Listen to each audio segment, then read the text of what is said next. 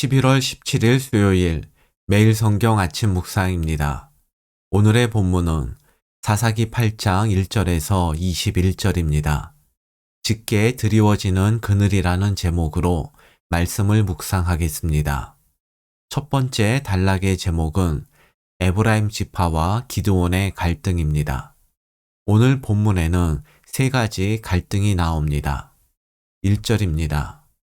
에브라임 사람들이 기드온에게 이르되 내가 미디안과 싸우러 갈 때에 우리를 부르지 아니하였으니 우리를 이같이 대접함은 어찌 됨이냐 하고 그와 크게 다투는지라. 맨 마지막에 전쟁에 참여해서 오렙과 스웹을 죽인 에브라임 사람들은 기드온에게 자신들을 일찍 부르지 않았다고 시비를 걸었습니다. 2절과 3절입니다. 기드온이 그들에게 이르되 내가 이제 행한 일이 너희가 한 것에 비교되겠느냐. 에브라임의 끝물 포도가 아비에셀의 만물 포도보다 낫지 아니하냐. 하나님이 미디안의 방백 오렙과 스웹을 너희 손에 넘겨주셨으니 내가 한 일이 어찌 능히 너희가 한 것에 비교되겠느냐 하니라. 기드온이 이 말을 하매 그때에 그들의 노여움이 풀리니라.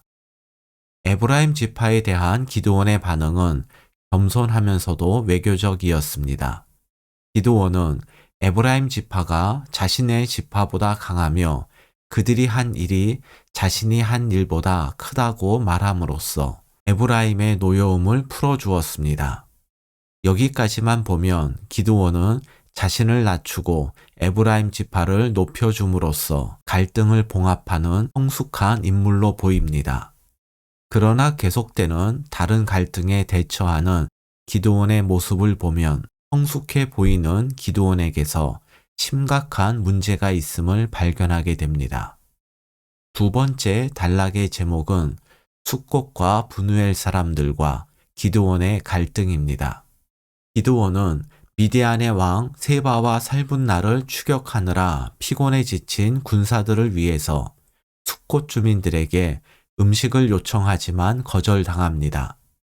8절을 보면 기드온은 숫곳을 떠나 브누엘에 도착해서 같은 부탁을 하지만 브누엘 주민들도 숫곳 주민들과 동일하게 기드온의 부탁을 거절하는데 거절의 이유는 이러했습니다.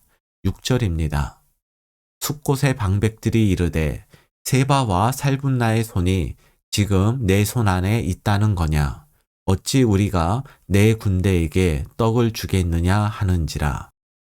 이스라엘 백성들인 숫곳과 브누엘 주민들은 전쟁의 결말이 어떻게 될지 알 수 없다며 기드온의 요청을 거절합니다.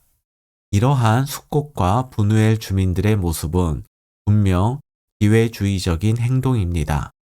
그런데 이들의 행동만 문제가 아니라 기드온의 반응도 문제였습니다.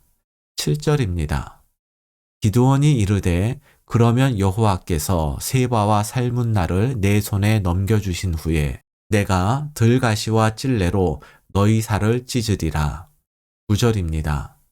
기드온이 또 브누엘 사람들에게 말하여 이르되 내가 평안히 돌아올 때에 이 망대를 헐리라 하니라.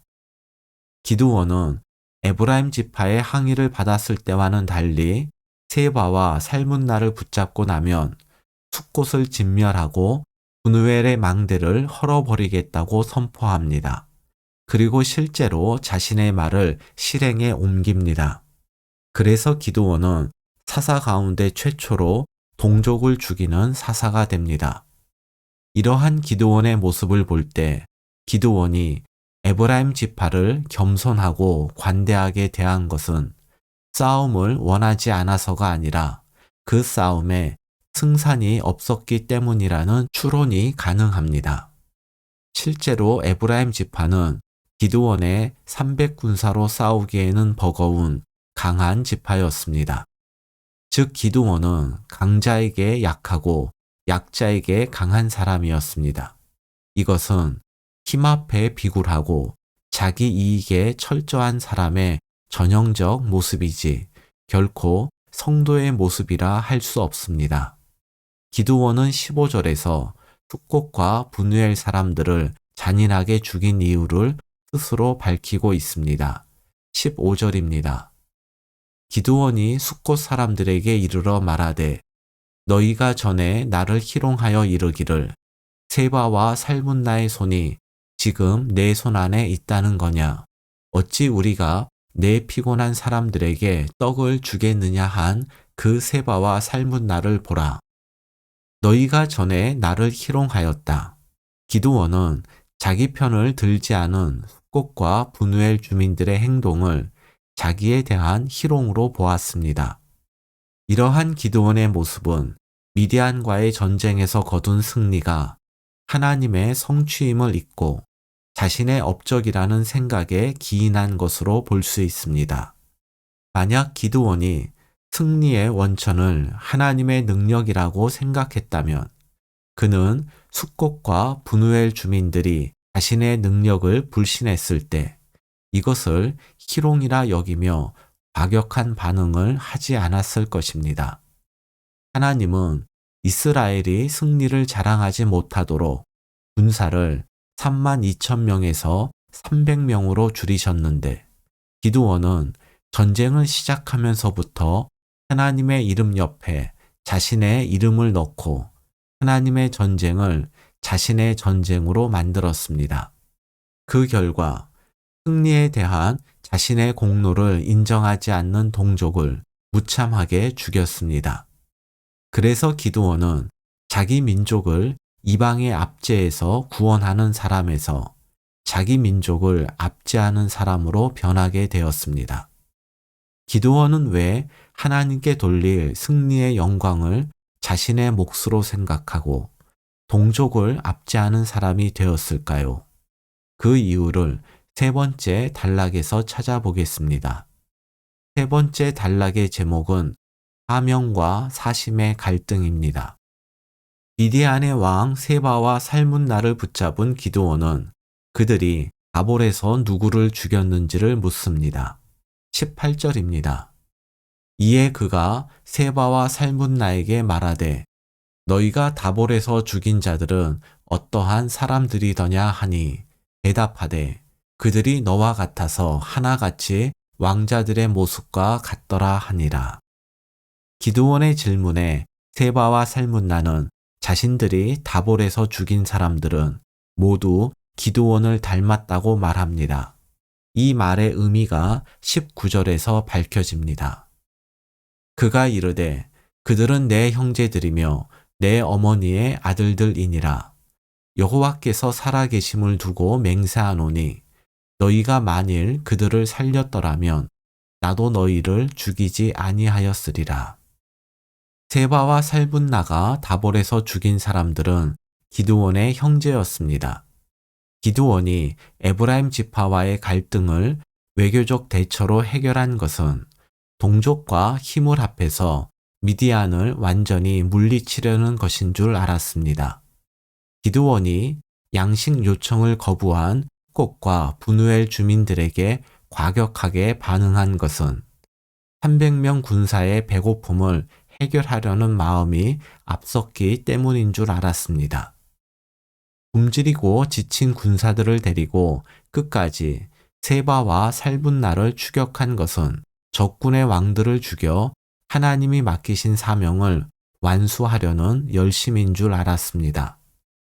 그런데 이 모든 것이 자기 형제들에 대한 원수를 갚기 위함이었습니다. 물론 형제들의 원수를 갚는 것도 중요합니다. 그리고 히브리서 11장 32절에 소개된 믿음의 사람들의 기드온이 포함되었음을 볼 때 그는 하나님을 믿고 전쟁에 임한 것도 사실입니다. 그런데 왜 기드온의 행보에 권력에 대한 욕심과 동족을 압제하는 부정적이고 비극적인 모습이 나타났을까요?